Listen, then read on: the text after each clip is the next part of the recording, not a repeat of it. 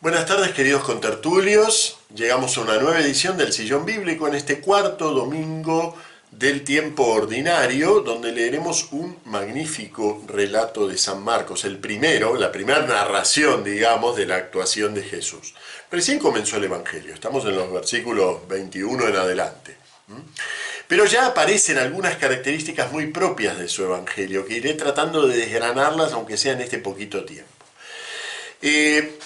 La primera, algo llamativo, bueno, en realidad llamativo para quien lee el texto de Marcos. Las traducciones, lamentablemente, muchas veces tienen que hacer el compromiso entre ser fieles a lo que dice San Marcos y también tener un poquitito de estilo. San Marcos no se cuida de eso, ¿eh?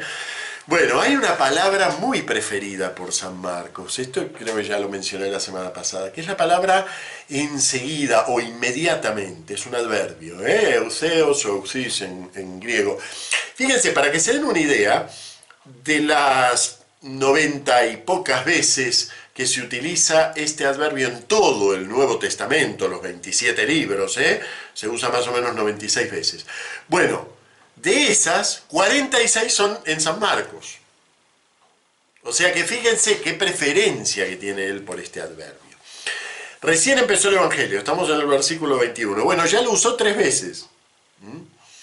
Nos dijo que inmediatamente que Jesús salió del agua del bautismo se abrieron los cielos, que inmediatamente que terminó de hablar en la voz del cielo, Jesús marchó, y nos dice que Jesús llamó a los suyos e inmediatamente dejaron las redes. Ven, ya usó 3 veces. Pero ahora resulta que en esta pequeña narración tenemos otra vez un uso abundantísimo de esta expresión. Nos dice que llegó a Cafarnaún y enseguida fue a la sinagoga. Nos dice que cuando estaba en la sinagoga enseguida intervino un hombre con un espíritu impuro. Y nos dice que una vez que salió de la sinagoga, enseguida su fama se desperdigó por toda Galilea. O sea que fíjense, en el término de unos poquitos versículos, 3 veces nos aparece este adverbio. ¿Qué quiere decir este enseguida marcano? Que como pueden comprobar en la traducción no figura, pero sí que está y se los remarco porque es muy importante. Para San Marcos, esta inmediatez que rodea a Jesús va de la mano de la urgencia de la implantación de este reino. Para San Marcos, la llegada de Jesús implica la irrupción de ese tiempo escatológico en el cual Dios va a luchar a brazo partido con el demonio y lo va a vencer. Y además de vencerlo, realmente lo hace inmediatamente. Por eso el adverbio este siempre está asociado a la obra del Espíritu, lo nombre o no. En este caso no se menciona propiamente la acción del Espíritu Santo, pero es quien conduce a Jesús. Entonces, esa inmediatez tiene que ver con la urgencia de la acción de Dios al implantar su reino en este mundo. Vamos a ver otros rasgos que también tienen que ver con eso en este mismo relato. Este relato es nuclear en Marcos, es decir, representa verdaderamente muchos aspectos de su comprensión de Jesús. Por ejemplo, a lo largo de todo su evangelio, la doctrina de Jesús es una preocupación verdaderamente importante para San Marcos. De hecho, San Marcos es, según lo señalan algunos autores, el sinóptico que más menciona a los escribas, que aparecen también aquí como término de comparación. La doctrina de Jesús no es como la de los escribas. ¿Por qué? Porque la doctrina de Jesús tiene autoridad. Una palabra también muy, muy interesante. Tiene poder, exusía es la palabra que utiliza, que no es autoridad en el sentido de tener un diploma colgado, sino que es poder, una autoridad que obra con poder, como lo vemos actuar aquí, y como además la gente lo va a reconocer. Bueno, como relato es un clásico relato de exorcismo, no tiene más que los elementos normales de un relato de exorcismo, es decir, el demonio se hace presente, intenta resistirse, hay una orden de expulsión y el demonio se va y entonces todos aplauden, digamos, hay lo que se llama una reacción confirmativa. Esos son como etapas dentro de una forma de narrar un exorcismo. Pero aquí aparece ya el Marcos, gran narrador de Jesús. Gran narrador. Es decir, hay por supuesto un relato clásico de exorcismo, pero en él está entretejiendo Marcos algo que nos quiere decir sobre Jesús y lo hace a través de ciertas señales a las que tenemos que estar atentos. Cuando digo Marcos gran narrador, no me refiero a que Marcos es un novelista, ni un contador de literatura. A San Marcos no le interesa el entretenimiento del lector, le interesa llegar a traernos una comprensión que en este caso vamos a ver que tiene que ver con un relato misionero. Este relato nos enseña a ser misioneros, que es lo que hizo Jesús. Fue a la sinagoga. Hay también una partícula que lamentablemente no se suele traducir, que es fue a la sinagoga de ellos. Ese de ellos es tan torpe desde el punto de vista gramatical que ni siquiera se pone. A veces se ponen, fue a su sinagoga. Pero ese su sinagoga en español puede querer decir la sinagoga de él. No, específicamente el griego aclara que esa no es la sinagoga de Jesús, porque no es su congregación, es la de ellos. Fue a la sinagoga de ellos. Es un relato en donde Jesús se aproxima a llevar la palabra del reino a aquellos que corresponde que la escuchen. Y desde el punto de vista de la narración en sí, lo primero que tendríamos que preguntarnos es algo que yo no sé por qué tan poquitos exégetas se lo preguntan. Yo lo vi en uno solo. ¿Y qué hace un endemoniado en una sinagoga? La primera cosa que nos tendría que llamar la atención es que estamos en un ámbito, no digo sagrado, no es el templo, una sinagoga es un lugar de reunión para oración. Pero es un ámbito, podríamos decir así, santo. ¿Qué hace un endemoniado sentado ahí en medio? Y entonces, claro, ahí empezamos a repensar el relato desde otro punto de vista. ¿Cómo sé yo que hay un endemoniado allí? Ah, porque Marcos me lo dijo. Marcos empieza con 2 spoilers. Por eso le digo, es un gran narrador, pero no un literato. No le interesa que la narración suene literariamente perfecta, sino que nos sirva. Y nos sirve empezando con 2 spoilers. Nos dice primero que allí hay un endemoniado. Es un dato que a los que están allí no les interesa. No se va a revelar hasta que Jesús no obre. Pero a nosotros como misioneros junto con Jesús sí nos interesa saber lo que nos vamos a encontrar cuando llevamos la palabra de Jesús. Hay un endemoniado. Segundo spoiler. Todo esto tiene que ver con la doctrina de Jesús y su autoridad. Eso lo dice apenas empieza, cuando no hay contexto, porque Jesús todavía no empezó a enseñar. Así que, fíjense, el relato empieza diciendo, cuando el sábado fue a la sinagoga a enseñar, se quedaron asombrados de su doctrina. Y uno dice, pero si no me cuenta qué es lo que enseñó. ¿Qué tiene que ver aquí el asombro por la doctrina? En realidad, el asombro va a venir luego, el espíritu el espíritu inmundo lo retorció, todos se preguntaron estupefactos, ¿qué es esto? Enseñar con autoridad es nuevo. ¿Ven? Ahí sí tiene contexto, pero al principio no, es un spoiler. ¿Y por qué San Marcos hace estos spoilers, que vamos a ver que son frecuentes en él? Porque nos va situando para que comprendamos la escena desde el punto de vista de Jesús. Si no tuviéramos el dato de que allí hay un endemoniado, nosotros la comprenderíamos como uno más que está en la asamblea, pero no la comprenderíamos como la comprende Jesús. Y como misioneros tenemos que comprender aquello que comprende Jesús. Para eso está la narración. ¿Ven? Por eso les digo, es un gran narrador, pero no un literato. Bien. Y aquí se produce algo curioso, que es que, ¿qué hace el endemoniado en medio de la sinagoga? Aparentemente está rezando con los demás. Y uno diría, un endemoniado, en cuanto se dice, no sé, Shema Israel, tendría que salir volando. De las películas de endemoniados, los demonios, cualquier cosa religiosa los pone locos, pero parece que este demonio no. Hay un exégeta que es quien me hizo notar, digamos, en su libro este spoiler marcano, que es Juan Mateos, que incluso dice, este endemoniado en realidad es un fanático religioso, se manifiesta como fanático, porque incluso habla en plural. Nosotros creemos que eso es por el demonio legión, pero eso es otro relato, Aquí no habla de ninguna legión y no tiene por qué hablar en plural el demonio. Pero es interesante, ¿has venido a acabar con nosotros? Si no supiéramos que es un endemoniado, ¿de quién es ese nosotros? ¿Cuál es el nosotros que flota todo el tiempo en este relato? Y en realidad el nosotros que flota todo el tiempo es el de los escribas, la doctrina sin autoridad, aquellos que tienen una palabra de Dios pero no es de Dios.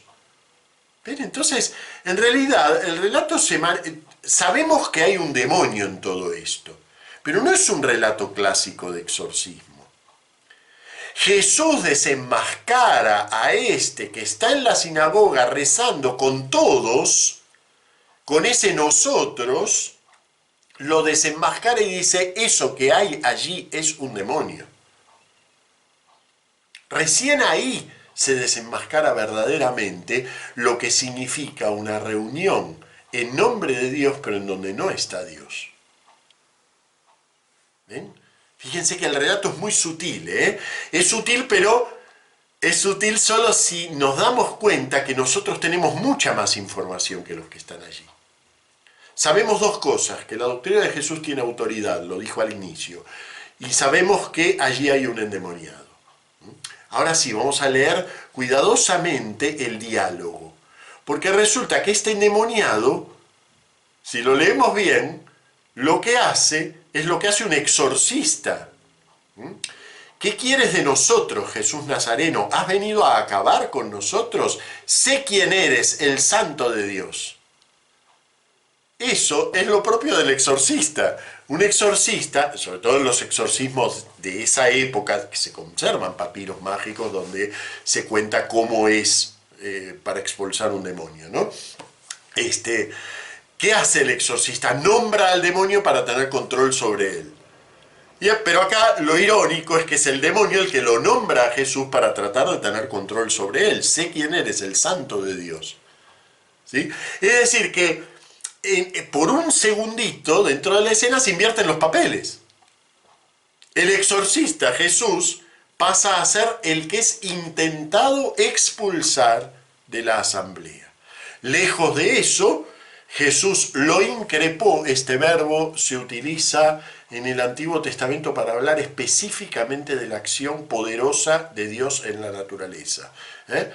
Job lo utiliza para decir que, el libro de Job lo utiliza para decir que Dios increpó las aguas para organizarlas en la creación, ¿no?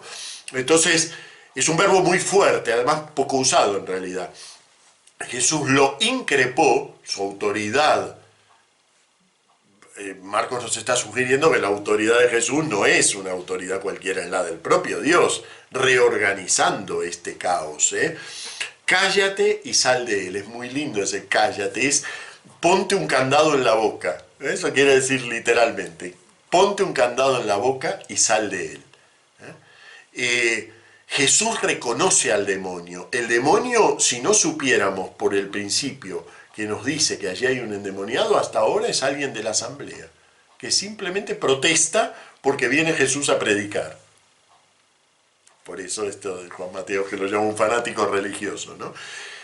Recién aquí, cuando Jesús lo reconoce como demonio, entonces el espíritu inmundo lo retorció al hombre sobre el que estaba y dando un muy fuerte grito salió. Y allí hay una reacción curiosa de la gente. La gente descubre, dice, que quedaron estupefactos. Es una traducción a español de la palabra que utiliza aquí, que es una palabra que se utiliza en las teofanías. Es decir, es la sensación de asombro, no ante cualquier cosa, sino ante la manifestación divina. Entonces, todos se preguntaron estupefactos, ¿qué es esto? Este enseñar con autoridad es nuevo.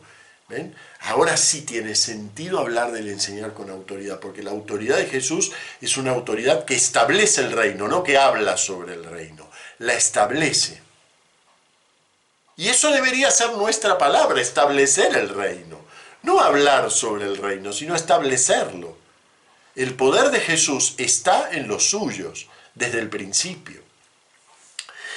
Y entonces aquí viene algo muy bien contado, porque dice que el espíritu inmundo lo retorció y dando un fuerte grito salió. Y ahora su fama enseguida salió por todas partes. Y utiliza exactamente la misma forma, alcanzando toda la comarca de Galilea. Es decir, tras la expulsión del demonio, la fama de Jesús sigue los pasos del demonio para seguir expulsándolo, que es lo que va a pasar en todo el conjunto del Evangelio. Bueno, muy bien, como ven, un relato realmente riquísimo. Yo les diría que traten de profundizar en este relato leyendo un poquitito de bibliografía. Bueno, este relato viene acompañado de una primera lectura fundamental, que es la promesa del profeta escatológico, una promesa que estaba muy presente en los movimientos mesiánicos de la época de Jesús y que, bueno, ayudó a descubrir quién es Jesús, aunque luego la profundización en el mensaje de Jesús fue llevando a darse cuenta que Jesús era más que un profeta, pero no deja de ser un profeta. Y ese profeta, para los cristianos, es aquel que estaba prometido en Deuteronomio 18. Suscitaré un profeta entre tus hermanos como tú, pondré mis palabras, el como tú se refiere a Moisés, pondré mis palabras en su boca y les dirá lo que yo le mande. Bueno, muy bien, antes de terminar me gustaría darles un poquito de bibliografía marcana. Realmente hay que profundizar estos relatos, no se pueden quedar con pedacitos que nos trae la liturgia. Es importante que tomen algún autor y lo sigan, lo profundicen un poco. Yo sé que hay distintos niveles de lectura, a lo mejor hay alguno más formado, alguno que recién empieza. Entonces yo voy a dar algunos nombres de libros comentando un poquito cada uno. Bibliografía elemental, lo siento. Ya el hecho de escuchar el sillón bíblico me parece que muy elemental no es. Así que voy a empezar por una bibliografía media. Los bellísimos cuadernos bíblicos de Verbo Divino siempre son una garantía. En esto hay que tener presente que la comprensión de la palabra de Dios va cambiando y va moviéndose y va creciendo. Entonces, traten de no usar bibliografía muy vieja. Yo sé que hay comentarios buenos que circulan por internet, sobre todo los de la década del 60, ya están todos en internet y todos son de uso libre. Comentario bíblico San Jerónimo, el comentario de los profesores jesuitas, comentario de Salamanca, comentario de Ratibona. Todo eso está en internet y se consigue.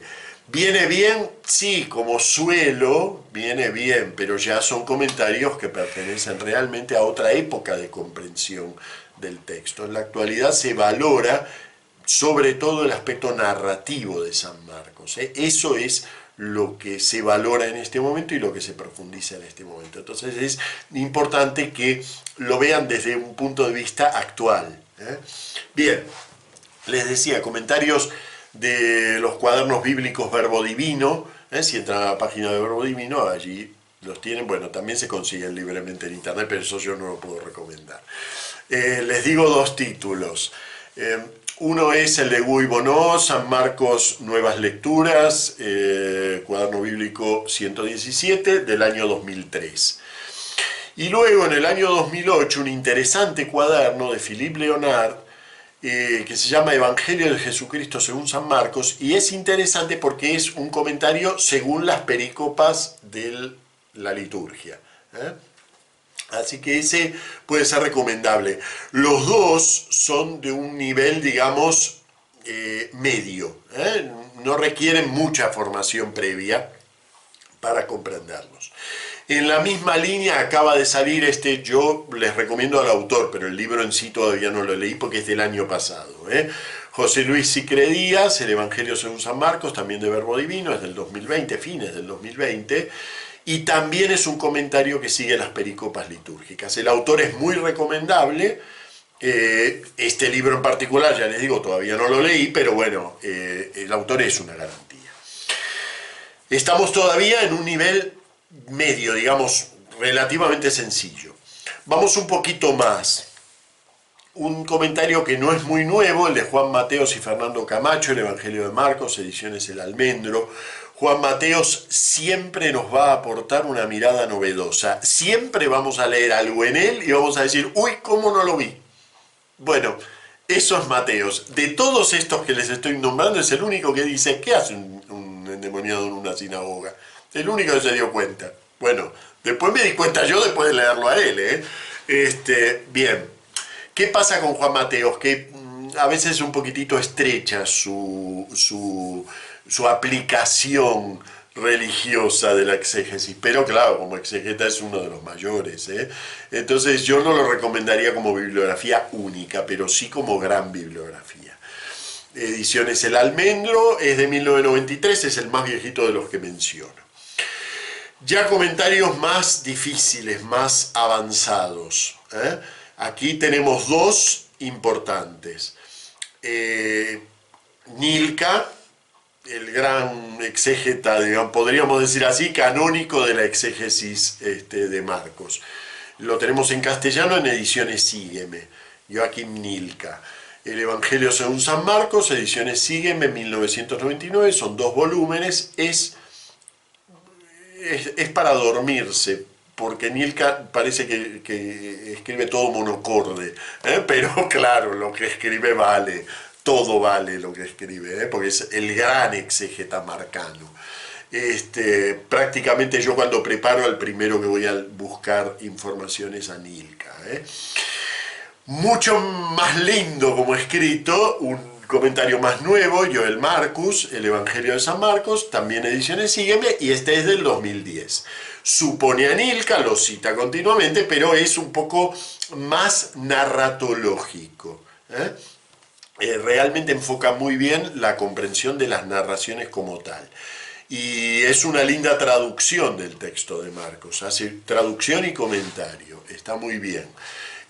No es mi primera opción, pero bueno, porque estoy muy acostumbrado al tipo de exégesis de Nilka, pero si yo les tengo que decir como manual avanzado cuál escogería si no conocen a ninguno de los dos, Joel Marcus, porque redondea más las escenas, las explica más como narración. Bueno, muy bien, eso es un poco de bibliografía que espero que les sirva y espero que este año disfrutemos mucho juntos de leer por lo menos la parte que nos toca de San Marcos, porque también tendremos Juan, que es otro caso difícil para leer. Bueno, muy bien, nos vemos el sábado que viene, el domingo que viene. Muchas gracias. ¿Quieres ver crecer el sillón bíblico? Puedes ayudarme con 4 sencillas acciones. Compartirlo en redes sociales, en Facebook, en Twitter, en Instagram, en WhatsApp, reproducir el vídeo hasta el final, esto es muy importante. También dejar un comentario a pie del vídeo, yo leo todos los comentarios y todos son importantes. También suscribirte y darle a la campanita, para que nunca te pierdas ni un solo sillón bíblico.